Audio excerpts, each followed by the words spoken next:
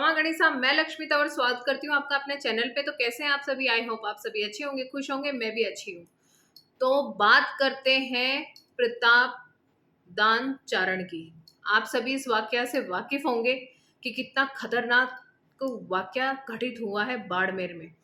तो कल बाड़मेर में मैं इसको अपराध कहूँ या फिर इसको गुंडागर्दी का नाम दूँ, या फिर ये कहूँ कि एक अल्पसंख्यक जाति पर बहुसंख्यक जाति की मनमानी। तो या तो इसको जातिवाद का नाम दिया जा सकता है। आखिर मैं ये पूछती हूँ कि प्रताप दान चारण जी की गलती क्या थी? सिर्फ उन्होंने किसी जाट को पैसे उधार दिए थे और वो अपने पैसे मांगने गए थे, और पैसे मांगने की सजा क्या? मौत। किसी तेज धार वाले हथियार से उनका गला काट दिया गया, उनको मारने की कोशिश की गई। तो आप इस घटना को किस नजरिए से देखोगे? तो मेरा नजरिया तो इस घटना को आतंकवादी रूप देता है। ये एक आतंकवादी हमला है, क्योंकि लेन देन समाज में और परिवार में और आपस में कौन नहीं करता। लेन देन करना कोई पाप नहीं है, पर इतनी बड़ी साजिश की गला ही काट दिया पैसे लेने के चक्कर में। तो मैं इसको एक आतंकवाद का रूप देना चाहूंगी जो ये घटना हुई है, क्योंकि अगर कोई और कास्ट होती या और धर्म होता तो उसको आतंकवाद के नज़रिए से ही देखा जाता। तो ये घटना बहुत ही निंदनीय है, और इसकी जितनी निंदा करो उतनी कम है।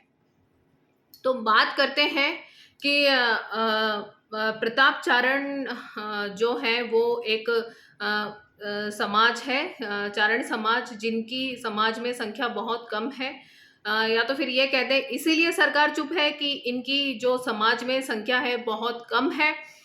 बट जो बीजेपी है, जो राष्ट्रवाद और हिंदुत्व के नाम पे हमेशा बोलती आई है, आज वो खामोश है।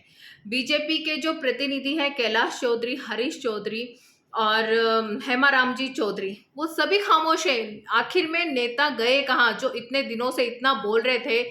बोल रहा है तो सिर्फ एक नेता, वो भी रविंद्र सिंह भाटी।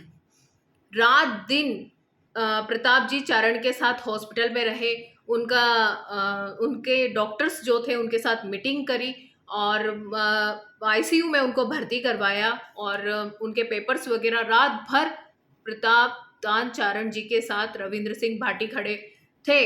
और प्रशासन बिल्कुल चुप है, खामोश है। आखिर इन सब का कारण क्या है? प्रशासन सिर्फ एक काम कर रहा है, सिर्फ रविंद्र सिंह भाटी पर शिकंजे कस रहा है और उनके खिलाफ एफआईआर दर्ज कर रहा है। और ये क्या है कि एक दूसरे को खुश करने के चक्कर में रविंद्र सिंह भाटी को फंसाना इनका एक मुद्दा बन गया है। रविंद्र सिंह भाटी का विरोध करना इनका एक मुद्दा बन गया है कि एफआईआर दर्ज करे और इनको फंसाए किसी ना किसी कारण से। तो ये कैसा लोकतंत्र है कि जो जनता जिसे पसंद करती है उसका सरकार विरोध कर रही है, उसका प्रशासन विरोध कर रही है, उसको बदनाम कर रही है। तो प्रशासन और सरकार अपना काम क्यों नहीं करती है? मेरे को तो ये समझ में नहीं आ रहा है। तो आप इस विषय में क्या कहेंगे? जरूर मुझे कमेंट करके बताएं। मैं तो यही कहूँगी कि जो अपराधी है वो किसी जाति और किसी धर्म का नहीं होता है। अपराधी की सिर्फ एक जात होती है, ओनली अपराध। तो मैं ये सर्व समाज से यही अपील करूंगी कि इसको जातिवाद का बिल्कुल भी नाम ना दे। राजस्थान में जातिवाद फैलाना ही इनका मुख्य कारण बन चुका है। प्रदेश को जातिवाद की आग में झुलसाना इनका मुद्दा बन गया है। तो मेरे जितने भी भाई बहन हैं वो जातिवाद में के नाम पे बिल्कुल भी माइंड में इस बात को ना लाए। और सबसे यही अपील करती हूँ, विनती करती हूँ कि अपराधी की कोई जाति नहीं होती है, उसका काम है सिर्फ अपराध करना। उसके दिमाग में सिर्फ अपराध है। आज उसने इनका गला काटा है, कल आपका भी नंबर हो सकता है। तो सर्व समाज से अपील है कि प्रताप दान जी चारण को न्याय दिलाने की मांग करें और सोई हुई सरकार को जगाने का प्रयास करें।